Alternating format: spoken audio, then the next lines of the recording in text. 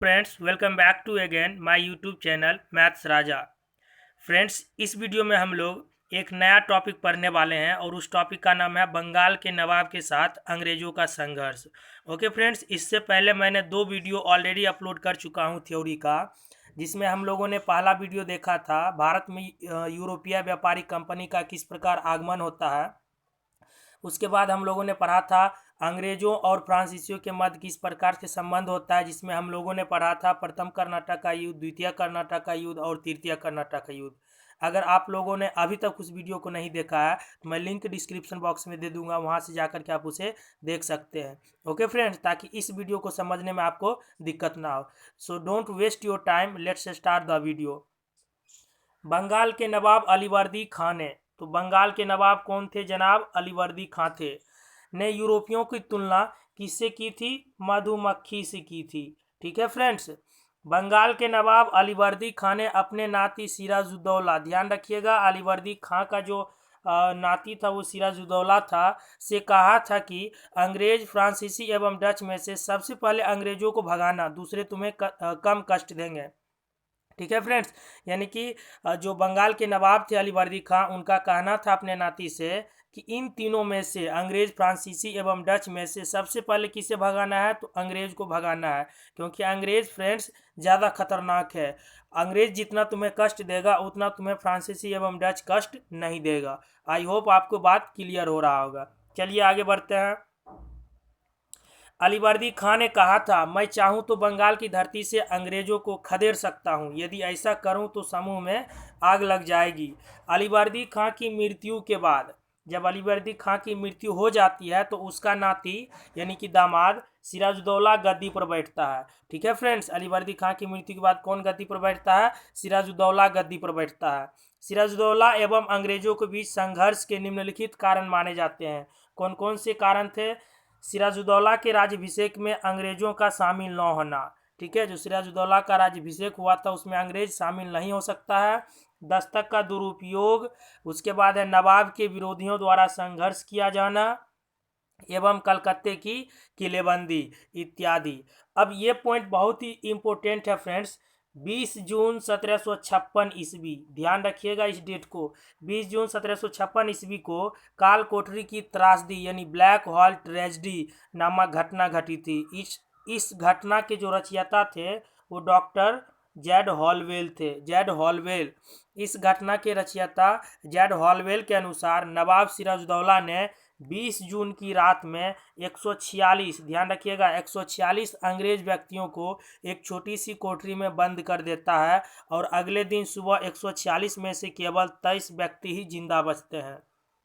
ठीक है फ्रेंड्स, पूछ देता है कि जो काल कोठरी की त्रासदी नामक घटना कब हुई थी? 20 जून 1756 ईस्वी को। इसमें कितने अंग्रेज व्यक्तियों को एक कोठरी में बंद कर दिया गया था? 146। और कितना व्यक्ति जिंदा बचा था? तो सिर्फ और सिर्फ 23 ही पीपल जिंदा बचे थे। ठीक है फ्रेंड्स, आगे बढ़ते हैं। अर्थात 20 जून 1756 ईस्वी को सिराजुद्दौला ने कलकत्ता पर अधिकार कर लिया। किस पर अधिकार कर लिया? कलकत्ते पर।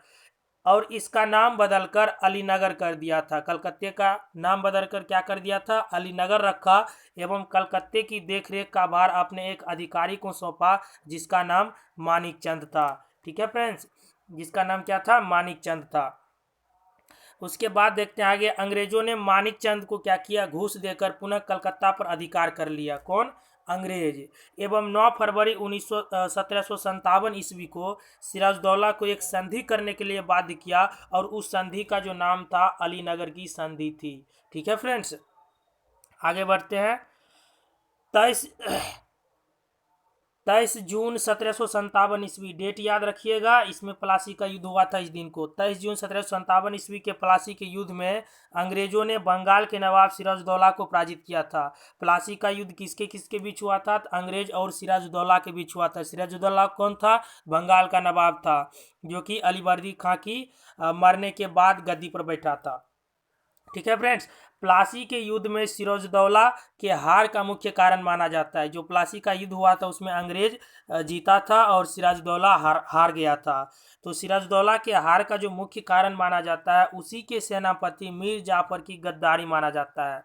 ठीक है फ्रेंड्स। मीर जाफर जो है सिराजुद्दौला का सेना था, जो सिराजुद्दौला से गद्दारी कर लिया था, अंग्रेजों को सपोर्ट कर दिया था, जिसके कारण से क्या होता है, सिराजुद्दौला हार जाता है और अंग्रेज जीत जाता है।